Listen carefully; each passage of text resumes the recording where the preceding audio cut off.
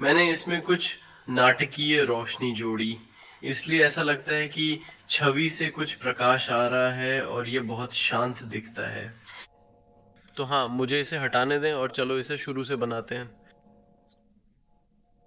ये तो इसलिए पहली चीज़ जो आपको निर्धारित करना है वह ये है कि प्रकाश कहाँ से आ रहा है। इसलिए आप देख सकते हैं कि लड़की यहाँ पे बैठी है और यहाँ पे कुछ प्रकाश है, इसलिए मूल रूप से प्रकाश यहाँ से खिड़की से आ रहा है, जाहिर है।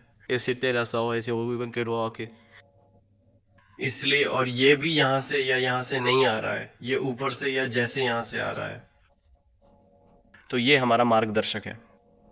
इस तरह हम प्रभाव बनाने जा रहे हैं। तो चलो एक नई परत बनाते हैं। पहला मैं यहाँ नीचे आऊँगा और एक नई परत बनाऊँगा, और उसके बाद मैं बहुभुज लासो टूल का चयन करने जा रहा हूँ। इसलिए यदि आप यहाँ आते हैं, यदि आप लासो टूल पर राइट क्लिक करते हैं तो आपको मिलेगा, यदि आप लासो टूल पर राइट क्लिक करते हैं तो आपको ये बहुभुज लासो टूल मिलेगा। और बहुभुज लासो टूल का उपयोग करके आप सीधी रेखाओं में एक चयन कर सकते हैं। इसलिए आप देख सकते हैं कि मैं सीधी रेखाओं में एक चयन कर रहा हूँ। इसलिए मैं यहाँ इस तरह क्लिक करूँगा और यदि मैं पद बंद करता हूँ तो यह चयन किया जाता है। तो मुझे इसे वापस लेने दो, इसलिए मैं यहाँ से शुरू करूँगा। चलो बस यहाँ से कहते हैं। मैं एक त्रिकोण या प्रकाश की एक बीम बनाने जा रहा हूँ। तो आइए इस तरह से बाहर क्लिक करें और फिर यहाँ पर, और फिर यहाँ पर इसे बनाने के लिए। और फिर आप जो कर सकते हैं वो ये है कि आप इसे अग्रभूमि रंग से भरने के लिए ऑल्ट बैकस्पेस दबाएं। इसलिए हमारा अग्रभूमि रंग यहाँ पे सफ़ेद है, इसलिए मैं ऑल्ट बैकस्पेस दबाऊंगा और अब ये भर गया है।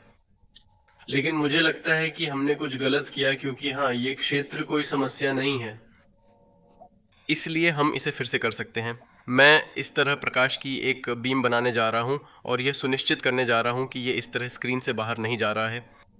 अब मैं ऑल्ट बैकस्पेस दबाऊंगा और ये खंड अग्रभूमि रंग से भरा है जो सफेद है, इसलिए मैं केंद्रीय या CMD D को दबाऊंगा, इसलिए ये हमारी प्रकाश की मूल बीम है। इसलिए उसके बाद मैं इस पर राइट क्लिक करूंगा और इसे एक स्मार्ट ऑब्जेक्ट में परिवर्तित करूंगा, जिसके बाद मैं फिल्टर, ब्लर और गॉसियन ब्लर का उपयोग करूंगा। इसीलिए यह थोड़ा ज़्यादा है। चलो इसे वापस ले जाते हैं और इसे थोड़ा बढ़ाना शुरू करते हैं। इसलिए मुझे लगता है कि बहुत ज़्यादा नहीं, लेकिन बहुत कम भी नहीं। इसलिए मुझे लगता है कि 20 ठीक है, या शायद 18 है। मुझे लगता है कि 18 ठीक है, और बस ठीक हिट करें। उसके बाद हम उस पर मास्क लगाने जा रहे हैं, लेकिन इस विशेष परत पर नहीं। हम नियंत्रण दबाकर इसे डुप्लीकेट करने जा रहे हैं। क्षमा करें, इसे डुप्लीकेट नहीं करें, लेकिन इसे एक समूह में रखें। इसलिए मैं इसे ग्रुप करने के लिए केंद्रीय या CMD G दबाऊंगा और अब मैं समूह पर एक मास्क लगाने की प्रक्रिया शुरू करूंगा। ठीक है, ताकि मैं इसे बाधित न करूं। इसे BM कहते हैं और इसे सेट करते हैं। यह समूह का प्रमुख भाग है, इसलिए मैं इस पे क्लिक करूंगा, फिर समूह पे नहीं बल्कि समूह के मास्क पर। इसलिए आप देख सकते हैं कि उस पर एक सफेद रेखा है। अब फिर फिल्टर पे जाएं और फिर रेंडर पे जाएं और क्लाउड पे क्लिक करें। अब जब आप इस पे क्लिक करते हैं तो प्रभाव आपको प्रभावित करेगा। इसलिए आप देख सकते हैं कि मूल रूप से उस रेंडर प्रभाव का उपयोग क्लाउड बनाने के लिए किया जाता है। लेकिन इस छवि में हमने जो किया वो ये है कि हमने एक मास्क बनाया और मास्क पर बादलों को लागू किया। इसलिए अब ऐसा लगता है कि प्रकाश की इस लुप्त होती प्रकार की बीम, ये कितना शानदार है। तो अब आप जो कर सकते हैं वह ये है कि आप इस पर क्लिक कर सकते हैं, और यदि आपको लगता है कि ये थोड़ा अधिक गायब हो रहा है तो आप जो कर सकते हैं वह ये है कि आप गॉसियन ब्लर को कम कर सकते हैं। ये सब संपादित किया जा सकता है।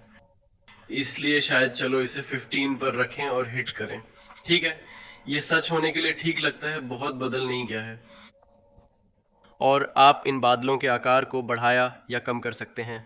इसलिए यदि आप इस पर क्लिक करते हैं और सेंट्रल या कमांड T दबाते हैं तो आप पूरे BM को बड़ा या छोटा बना देंगे। लेकिन यदि आप यहाँ पे क्लिक करते हैं और मूल रूप से इसे अनलिंक करते हैं तो ये वास्तव में इस परत से जुड़ा नहीं है। अब ये समूह, अब मैं इसे बड़ा बना सकता हूँ। BM पर कोई प्रभाव न डालते हुए बादलों का आकार बड़ा होता जा रहा है। इसलिए मुझे लगता है कि ये ठीक है। एंटर दबाएं, इसे फिर से लिंक करें।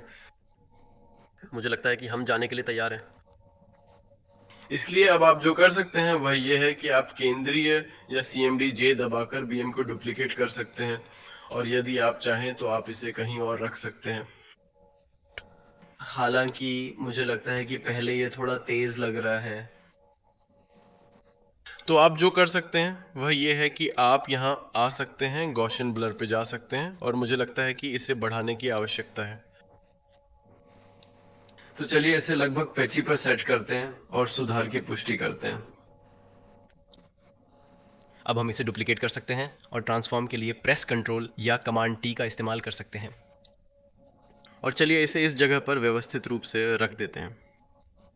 फिर इसे फिर से डुप्लीकेट करें, इसे यहाँ पर रखें, इसे फिर से डुप्लीकेट करें, कंट्रोल दबाएं या कमांड T एंगल सेट करें, शायद इस तरह सेट। और ये काफी खूबसूरत लग रहा है।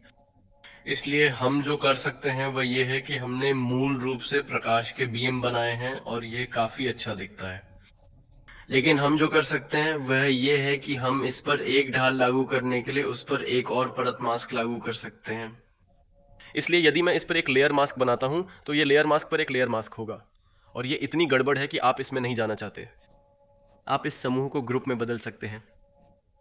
मैं इस समूह को दूसरे समूह के अंदर रखने के लिए CMD G दबाऊंगा। फिर एक नया बनाएं। फिर इस पर एक मास्क बनाएं, ग्रेडियंट टूल का चयन करें। और अब मैं जो कर सकता हूं वह यह है कि मैं इस प्रभाव को थोड़ा अधिक यथार्थवादी बना सकता हूं। इसलिए मैं काले से सफ़ेद तक एक ढाल लागू कर रहा हूं, दृश्यता के लिए अदृश्य, और आइए इसे इस तरह बनाते हैं। शायद यहां से बहुत ज्यादा नहीं, और मुझे लगता है कि ये ठीक दिखता है। फिर हम यहाँ नीचे आ सकते हैं, और यदि आप चाहें तो हम अपारदर्शिता को कम कर सकते हैं। चलो इसे 90% की तरह रखते हैं, और मुझे लगता है कि हम जाने के लिए अच्छे हैं। तो चलिए पहले की तस्वीर को ध्यान से देखते हैं और फिर बाद की तुलना करते हैं। यहाँ पहले का दृश्य है और यहाँ बाद की झलक। इसलिए हाँ, ये है कि आप फोटोशॉप में नाटकीय प्रकाश कैसे बना सकते हैं। मुझे आशा है कि आप लोग वास्तव में ये पसंद करते हैं। इसे बनाना मत भूलो, और मैं आप लोगों को अगली कक्षा में देखूंगा।